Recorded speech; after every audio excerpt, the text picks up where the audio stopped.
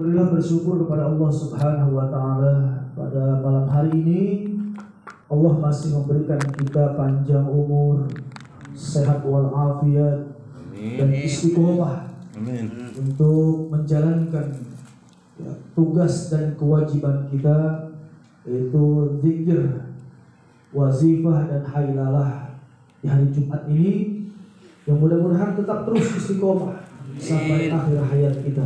Amin ya rabbal alamin. Sholawat beriring salam tak lupa kita sanjungkan kepada seorang reformasi Islam minaz zulumati ilan nur, yaitu Habiban al-Kiram Sayyidina wa Maulana Muhammad beserta kepada seluruh keluarganya, para sahabat, para tabi'in, sampai kepada kita semua umatnya, yang mudah-mudahan kelak di yaumul qiyamah kita mendapatkan syafaatul uzma dari Nabi Muhammad sallallahu alaihi wasallam. Amin ya rabbal alamin. Baik para jamaah yang dimuliakan oleh Allah Subhanahu wa taala, kita lanjutkan kajian kita kitab hadis arba'in. Sekarang alhamdulillah sudah masuk hadis yang kedua ya. Al-hadis tsani. Ayo kita tabarukan, kita baca dulu bareng-bareng. Ikutin saya. Bismillahirrahmanirrahim. Bismillahirrahmanirrahim. Al-hadits tsani. Al-hadits tsani. An Umar radhiyallahu anhu aidan qala bainama nahnu julusun inda Rasulillahi sallallahu alaihi wasallam zata yaumin idh tala'a alaina rajulun syadidun bayadis siyabi syadidu sawadi asy'ari la yura alaihi atharus safari wa la ya'rifuhu minna ahadun hatta jalasa ila Nabi sallallahu alaihi wasallam fasnada rukbataihi ila rukbataihi wa wada'a kafaihi ala fakhizaihi wa qala ya Muhammad akhbirni anil islami faqala Rasulullah sallallahu alaihi wasallam al-islamu an tashhada an la ilaha illallah wa anna Muhammadar Rasulullah wa tuqimas salata wa tu'tiyaz zakata wa tasuma ramadana wa tahujjal baita in istata'ta ilaihi sabila qala sadaqta. Ya, hadis yang kedua ini agak lumayan panjang ya, karena berbicara tentang rukun agama ya, arkanun din ya, rukun.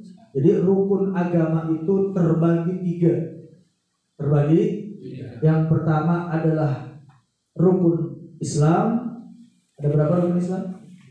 Ada 5 ya. Selanjutnya ada rukun iman yang kedua.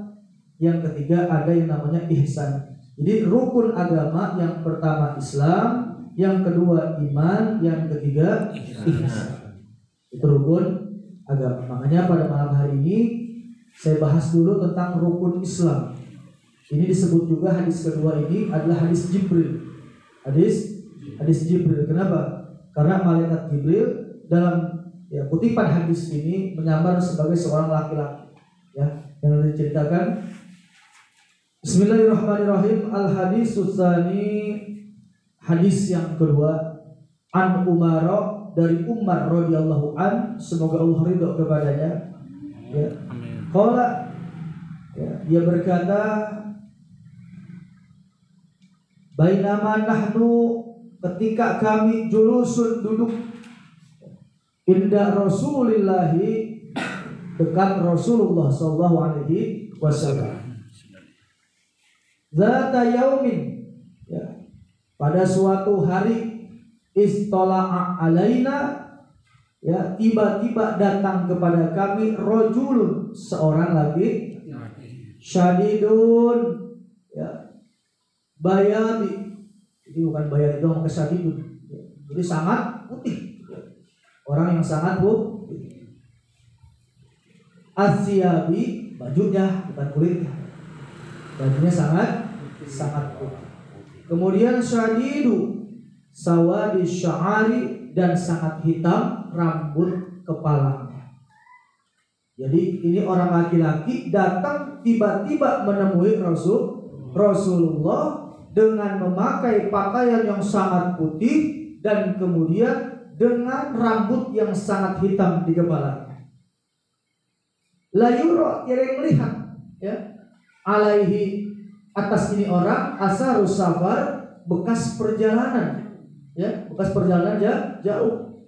Wala ya'rifuhu, dan tidak ada, ya, yang kenal kepadanya, ahadun, ya, salah satu di antara kami nggak ada yang kenal sama orang ini. Jadi ini orang tiba-tiba datang aja ada di hadapan Nabi, di hadapan Nabi Rasulullah sallallahu alaihi wasallam. Biasanya kalau orang datang gitu kan, kalau dia nggak dikenal kayak kita sekarang, dari awal istimewa asar, saya tahu nih siapa yang datang di awal, siapa yang baru masuk, kan kelihatan kali kita. Betul apa enggak? Ini orang Nabi di saat duduk dengan para sahabat, dari awal duduk taklim, ini orang nggak ada. Tiba-tiba berada di hadapan Nabi, ya. Kan lumrahnya gitu ya, sunnatullahnya mah kalau orang baru sampai pasti ada terlihat lelahnya gitu. Sampai itu pada tuh. Apa maksudnya baru datang? Itu mah ada tanda lelah gitu ya. Ada tanda-tanda habis ngejar kakak segala macam. Itu tanda-tanda lelah. Tapi orang ini tidak ada tanda lelah di wajahnya. Ya, tidak ada tanda lelah di wajahnya, dan juga la ya'rifuhu minna ahadun, tidak ada salah seorang kami pun yang kenal kepadanya. Hatta, ya, sampai jalasa ilan nabiyyi, sehingga dia pun duduk dekat Nabi Muhammad SAW. Bahkan bukan hanya dekat, ya. Kalau dekat, kita ini dibilang dekat begini ya. Saya di sini, antum di situ dibilang dekat. Tapi ini luar biasa, ya.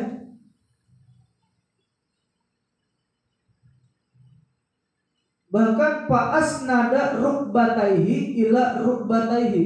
Ini bukan dekat lagi kalimat mepet ini mudah, ya, rapat gitu. Dalam hadis ini bahkan orang laki-laki ini menyandarkan kedua lututnya kepada lutut Nabi Muhammad SAW. Jadi lutut ketemu lutut gitu. Berhadapan. Jadi saya di sini, antum di sini. Jadi lututnya Nabi dengan lutut ini orang berhadapan, nempel. Ya. Wa wadu'a kafaihi, dan menyimpan kedua telapak tangannya, fakhizaihi, ke atas kedua paha Nabi. Nah, ini masalah.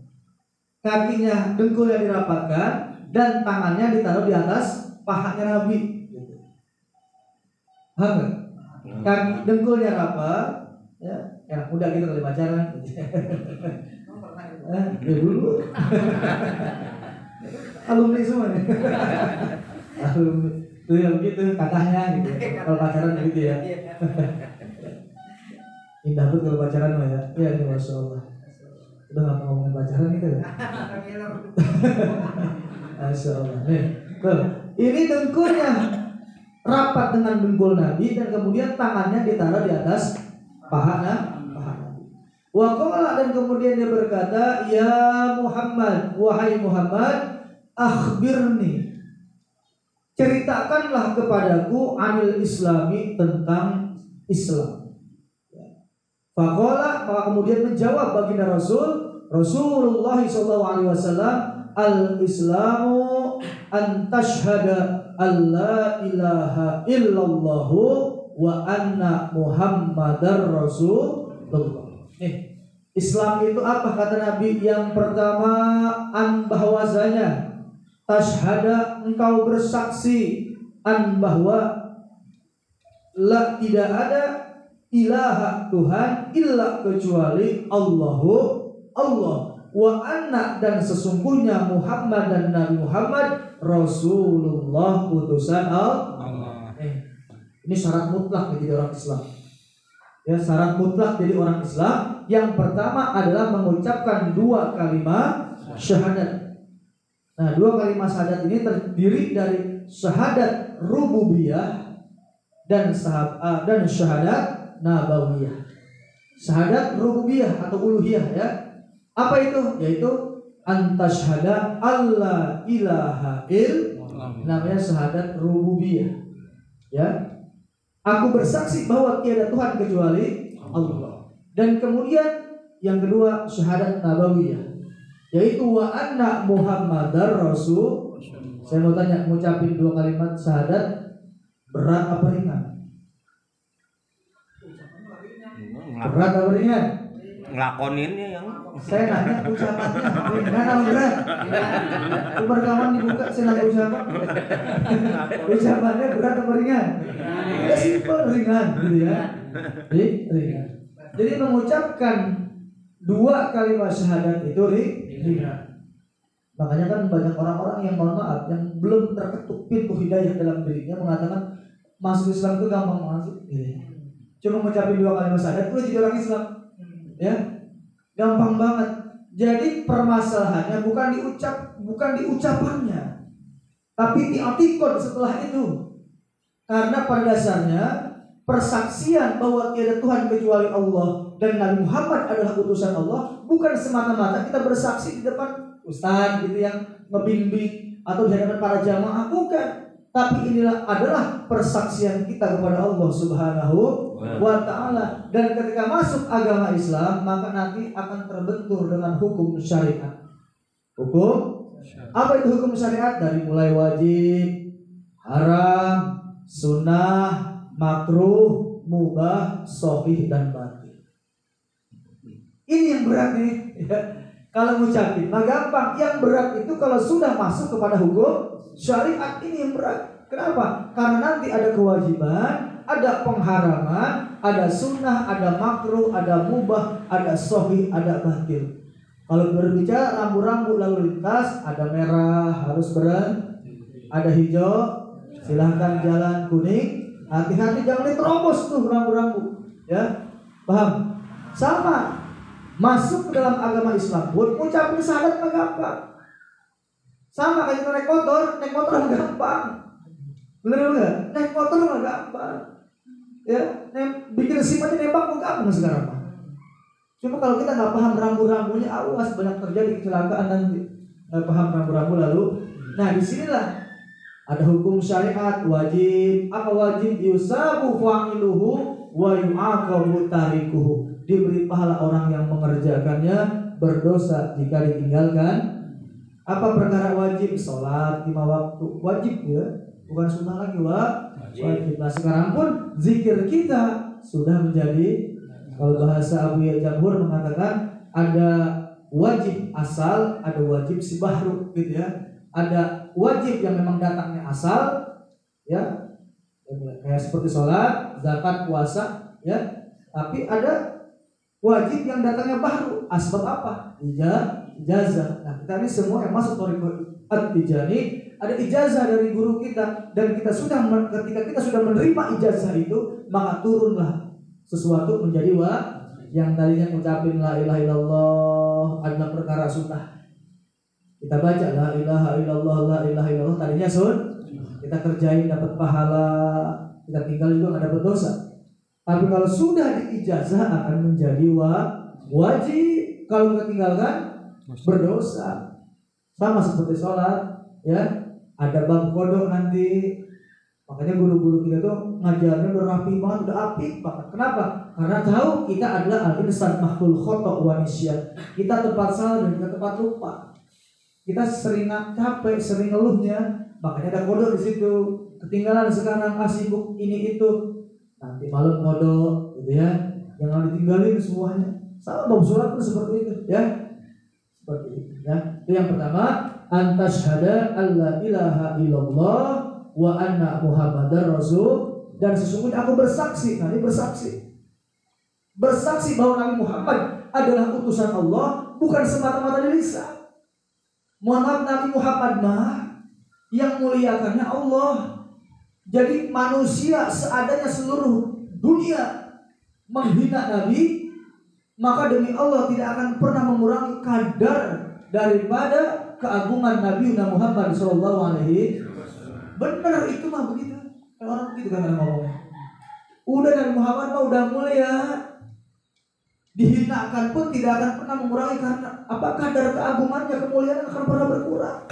Jadi kalau ada orang menghina Nabi, udah biarin aja. Kita orang ada pakai kalimat seperti itu, ya. Masya Allah, ya kita kadang-kadang suka naib seperti itu. Kita terkadang mohon maaf, orang tua kita dihina, kita marah, ya.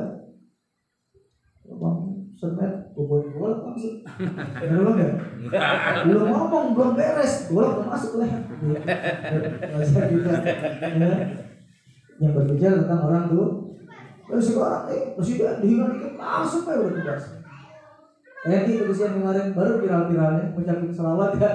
Habibana Rizik selamat datang, ya Allah, langsung nih main hukuman di borgol Allah kali, ya. Segitu baru ya, urusan dunia gitu ya.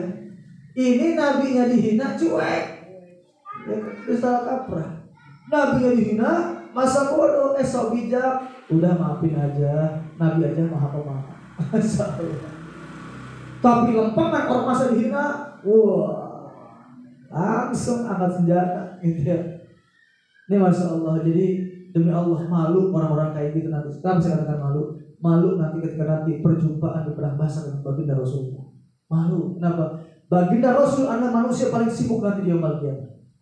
Kalau kita baca keterangan, Nabi itu tempat duduknya nanti ada arasy Allah, ada kursi Nabi Ibrahim di sebelah kanan, dan ada kursi Nabi Muhammad di sebelah kiri. Coba saya mau tanya, pantasnya kursi Nabi itu Nabi Muhammad di sebelah kanan atau sebelah kiri? Pantas ya? Pantas sebelah kanan, betul. Kenapa Nabi memilih kursinya di sebelah kiri arasnya Allah? Ya. Jadi di arasnya Allah itu sebelah kanan adalah pintu menuju surga, dan aras sebelah kiri adalah pintu menuju neraka. Inilah alasan Nabi Muhammad kenapa dia memilih sebelah kiri dibandingkan dengan sebelah kanan. Mohon maaf, kata Nabi Muhammad bahasa kitanya, yang sebelah kanan mah aku nggak pikirin. Kenapa? Karena udah masuk dalam surga umatku, maka aku pikirnya udah dalam surga. Tapi yang jadi pemikiranku yang tidak membuat hatiku tenang, aku nggak akan ridho apabila ada satu di antara umatku yang masuk ke dalam neraka. Makanya Nabi memilih kursinya berada di sebelah kiri arasnya Allah. Supaya apa? Kalau ada di antara salah satu umat yang masuk ke dalam neraka, Nabi buru-buru tuh, ya. Jadi mizannya Allah itu nanti di sebelah kiri itu, Masya Allah, Nabi buru-buru. Ternyata ya Ustaz Metik lagi timbang nih, udah kiri nih, berada kiri. Nabi langsung dibuka tuh sorbannya, dilempar ke mizan. Ya Allah, padahal Masya Allah ngajinya kok, ya kadang-kadang masuk ke dalam, kadang-kadang di luar. Orang ngerokok, kadang-kadang gitu. Tapi masih dibelain sama Nabi. Benar begitu, siapa ngomong begitu ya. Tapi hadir terus tak. Siapa hadir? Ingat, khairul amal adwamuha wa in qala. Nih, sebaik-baiknya amal adalah istiqomahnya walaupun sedikit. Sebaik-baiknya amal Bukannya wah ikut istimewa dari awal sampai akhir, bahkan asar di sini, Isya orang baru pulang, 9 baru pulang, besok nggak datang lagi. Itu Allah nggak suka kayak gitu, ya. Lebih baik sedikit, biarin dah dia telah datang istimewanya doang, kadang-kadang seperti ini, gitu ya. Pas bab ngajinya dia nggak bisa, ada keperluan lain, gitu masalah, gitu ya. Sedikit tapi itu lebih dicintai oleh Allah, yang penting dia istiqomah. Istiqomah. Jadi perkara yang paling dicintai oleh Allah bukan berbicara tentang banyaknya, sedikit kalaupun istiqomah, insya Allah itu lebih dicintai oleh Allah Subhanahu wa Ta'ala. Ya, itu kayak zikir kita. Bismillah, 20.000, besoknya kagak lagi. Itulah masuknya gitu. Ya, ngaji, maju dimanapun, datangin sama dia. Ya, wah, seorang kali, apa yang berlarut-larut. Tapi udah cuma seminggu doang ngajinya. Ngaji cuma 3 bulan doang gitu ya. Yang masuk di jalan lagi resep dong, masuk di jalan bareng-bareng. Makanya ini maaf, ini kita lagi diuji sama Allah. Siapa yang istiqomah? Jadi masuk toriko itu jangan ikut-ikutan, gitu ya. Jangan ikut-ikutan. Ya, ayo kita lagi diuji sama Allah. Siapa yang paling bagus dan paling istiqomah dalam. Makanya kemarin maaf, kalau berbicara sakit itu kan, saya pernah baca satu keterangan. Jadi orang yang misalnya sholatnya istiqomah, nuntut ilmunya istiqomah, gitu ya, ijtimanya istiqomah, satu hari dia sakit. Tetap walaupun dia tidak hadir, pahalanya tetap dihitung sama dia. Sakit. Makanya kalau nggak ada ijtima, jangan sakit. Gitu. Karena tetap dihitung pahalanya, pahala hadir. Karena apa? Karena Allah menilai istiqomahannya. Jadi sebelum sakit dia istiqomah, sakit nggak datang, tetap pahalanya dihitung sama Allah. Karena sakit. Makanya kalau nggak mau datang ijtima, sakit. Gitu. Jadi dapat pahala kita, gitu ya. Dapat pahala. Bablasan sakit terus. Terus bablasan. Ya. Pas sakit 2 hari dibungkus. Ya. Baik, wa anna Muhammadar Rasul. Dan selanjutnya wa tuqimas shalah, yang kedua mendirikan sholat. Ya was, sholat nggak usah jauh-jauh, coba buka lah kitab Safinatun Najah yang tipis kok. Jadi salah satu hewan yang tidak dihormati pada syarak, al-hayawanu ghairu muhtaramin, ya.